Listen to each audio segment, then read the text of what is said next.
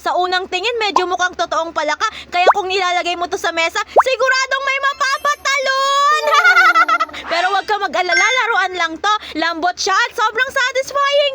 Pisilin! Kapag bored ka o gusto mo lang may pinaglalaruan habang nanonood o naghihintay, ito ang tipo ng toy na hindi namamalayang paulit-ulit ng pinipisil. At kung mahilig ka sa mga prank, imagine mo ilagay mo lang sa desk o sa tabi ng gamit ng tropa mo. Paglingon nila, hoy, may palaka! Tapos ikaw tawa ng tawa.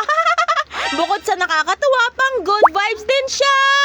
At pwedeng idagdag sa koleksyon ng mga kakaibang squishy toys. Kung gusto mo ng nakakatawa, realistic at satisfying na stress relief toy, itry mo na sa Yellow Poodle Basket bago maunahan ng iba. Sige ka, uy!